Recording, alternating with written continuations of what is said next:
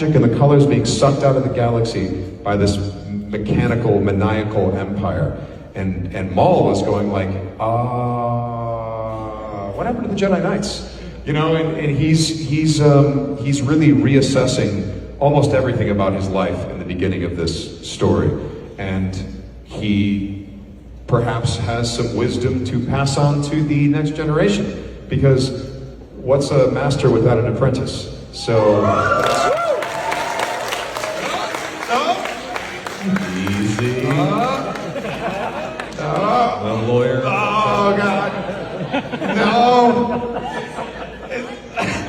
No one recorded this. Oh, God, no. Of course, he's talking about Jabba the Hutt in season 2 of... Sorry about Rebels. Right? No problem. No, but what's fun is that there are real differences in Maul's character between Clone Wars and Rebels. And I played him very differently between the two. And so that necessitates a lot of questions, like, wait, when did he start talking like this? Or when did he start figuring this out? Now this Maul is a lot closer to the Clone Wars Maul, but this is a situation where, because we're doing a show that has Maul in the title, it allows us to do things that we couldn't do before. You know, like there were a few things that I pitched to Dave in Clone Wars, and I'm like, what if this? And Dave's like, yeah, no, Sam, no. Oh God, no, Sam. No, but he would say, listen, we can't do that because we're seeing this through Ahsoka's perspective. This isn't Maul's show, so we can't take time with that. And I never imagined he was thinking that Maul could have a show. So later when it was like, oh, it's Maul's show, then it's like, okay, now we're looking for those ideas of things you could only do in a Maul show.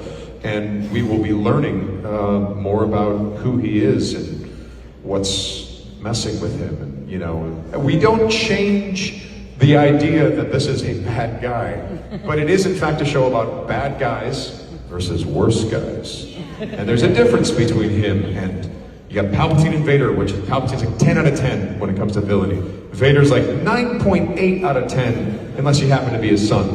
And then you have Maul, who's more like an 8.5. The Sith would look at Maul and say, this guy has a lot of flaws.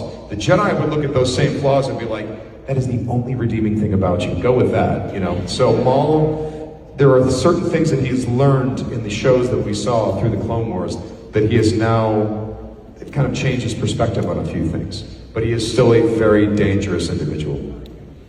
Nice.